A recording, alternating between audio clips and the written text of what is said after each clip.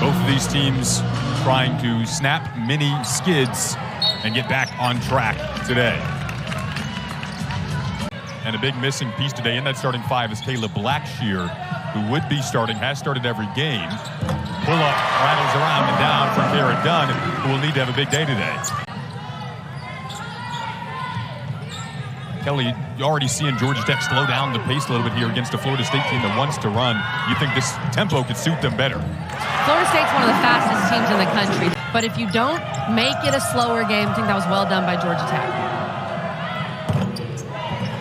That three took a minute to get down, but ultimately did.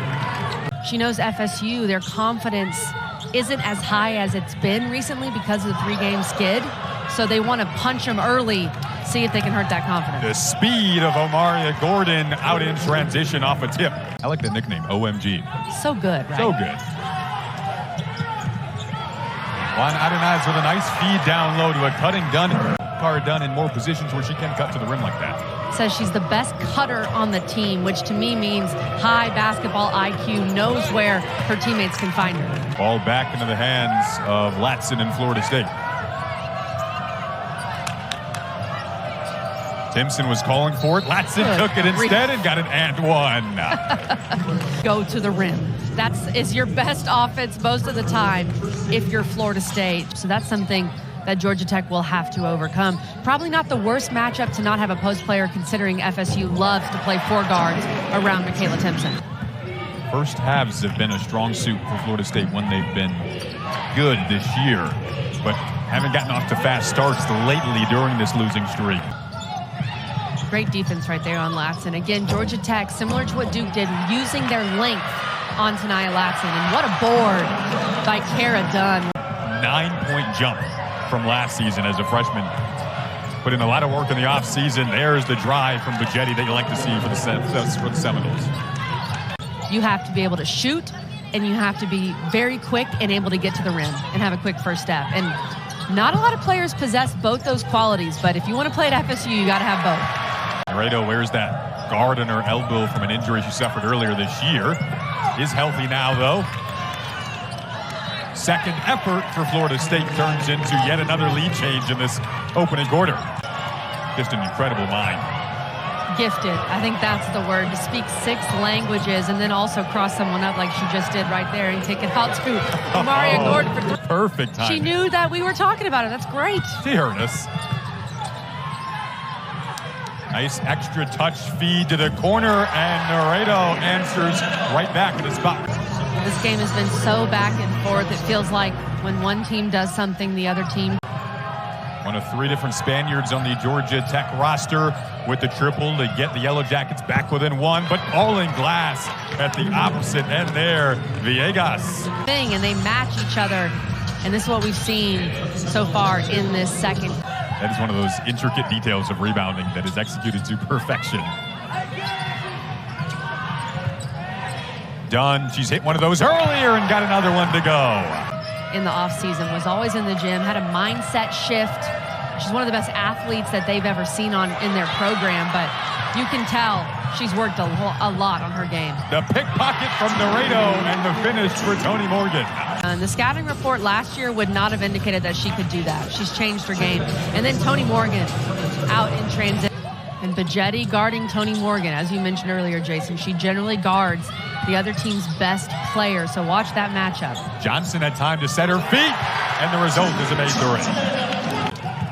Tonie Morgan just naturally as a guard, that understanding of the game, in the words of her coach, have gone up so much. And she has a tough task defensively today. Latson lost it. Here's Morgan on the move. In transition, Tonie Morgan all the way to the rim. What a finish by Tonie Morgan. Slow them down, keep them in the half court, and then force steals when they attack in that kind of traffic. So good job by the Jackets in the first half. The opening that she could take, great job by Morgan. Latson kicks, 3 in the corner from Turnage. Turnage hits this 3 for Florida State. They help off of her trying to stop Latson when she's on the floor. In ACC play, Florida State's plus 45 in point differential, which is a big deal for Turnage and what she brings to this team. Three at the opposite end, and an answer.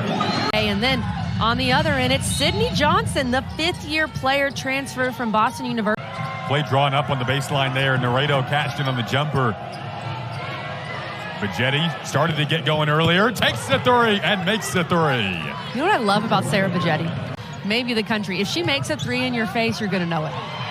Oh, what a block down low there from Timpson. Saw the cut and used the long arm, sneaking up from behind. In block shot, she's so long. She got beat on the backdoor cut, and get the block. Talk about not giving up on a play. Denise with the bounce pass. And a nice finish in traffic there. Final possession of the opening half. Trying to break this tie. That was deflected. 2 seconds for Johnson. Got it off in time. Oh, we're going to be knotted up going into the locker room. The second half for the Seminoles. Massive loss for Florida State. Their second leading scorer. One of the best rebounders and shot blockers in the ACC. But Sakaya White early on in this game. She's their second leading scorer on the season. 14 points per game, Gordon. Naredo, nice late feed to the corner, turned into three there for Dunn. One of the most improved players in this league is her three-point shot. Coach Fortner said she worked tirelessly on it in this offseason. Quick answer. We know the Seminoles like to move in a hurry. That was one emphasis at the Georgia Tech shoot-around. You have to find who you're guarding after a made bucket. Augustinaida rattles down to 30. Looks like it is not bothering her so far in the second half. Rusna Augustinaida had a 30-point game against Florida earlier this season. Again, just a freshman. She was so locked in that performance. Meanwhile, an and one at the opposite end. Hey, basically, Michaela Timpson's backup. Let's call it what it is, but stepping up when her team needs her. 39-39. Whew. Once again, another broken tie and another lead change. Finish by Tonie Morgan. Under the rim, one hand, barely even saw. Ta'Niya Latson was committed to Florida State, so same class. They play the same position, very similar game, so chose Georgia Tech. But Coach Wyckoff said she knows the Morgan family. They're a great family. Nice series of moves at that opposite end from Deasia Thomas-Harris. Georgia Tech up 4. Bajeti, it has been answer after answer. Teams have played pretty good defense. They're just making shots, which is what you love to see as a fan of the game. That's what we love about this league. You got some shot makers in this league. Tonie Morgan is one of them. 5 on the shot clock. You wanted to see Gordon get going. There it is. Hosts 7th-ranked NC State. Those should be 2 fun matchups.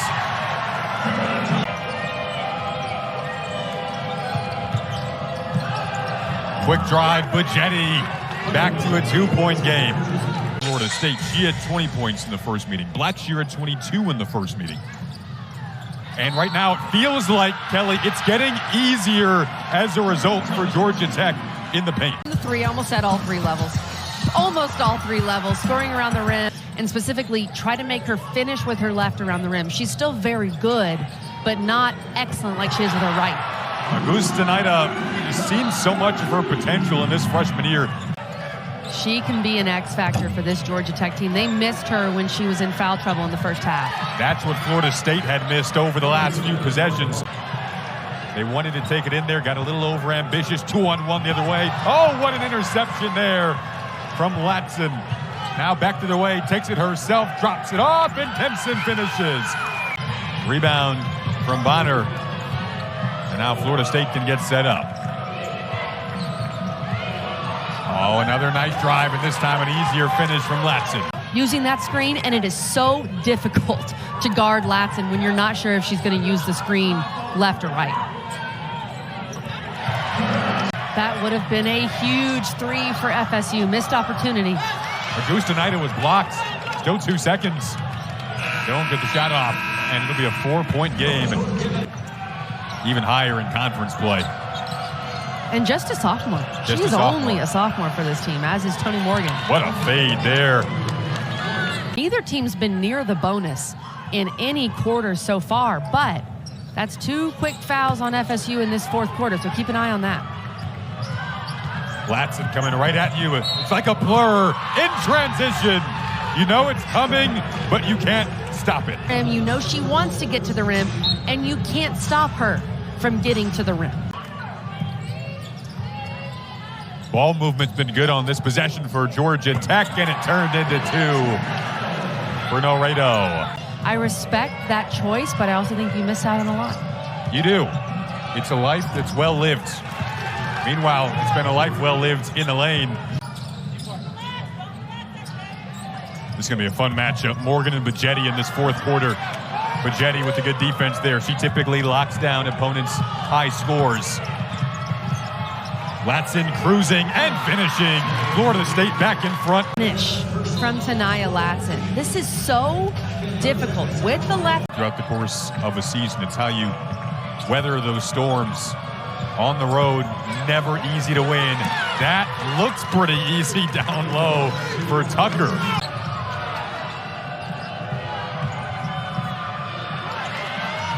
Another finish at the rim, and the Florida State bench is up. Attacks the rim, hits her teammate. We've got Michaela Timpson has come back in this game in the second half. She's on the bench right now, but thanks to our stats man, Sanders Sullivan, Florida State, as they continue to score in the paint, they have outscored Georgia Tech 18-0, now 20-0, with all sorts of crazy finishes, somehow finding a way to score. Quick shot, you missed the shot, give the ball back to Georgia Tech. It's the risk you take with those quick shots. That snapped a skid of having missed their last 6 field goals. Laredo with a huge bucket. Still plenty of time to work with for Latson, who has 26 points today. Oh, what a shot, as it was starting to get down inside of 10 seconds of the shot clock from Alexis Tucker. I do not think you need a 3. I think you have enough time where you can go to the rim, attack, try to get to the free throw line, but you can't do that. Might be a game-sealing steal and finish for Ta'Niya Latson to extend the lead to 8. She's gotten to the rim, and then look at the speed here, the closing speed. That pass looks open, and it probably is. And Ta'Niya Latson has just set the Florida State record for 30-point games. That's her 12th 30-point game. She's a sophomore. That's what's so crazy about what Ta'Niya Latson is doing. Get back on track, and the Seminoles will head back to the state of Florida to play Miami next. But for now, they can celebrate this one in Atlanta. 78-67. Florida State comes out on top.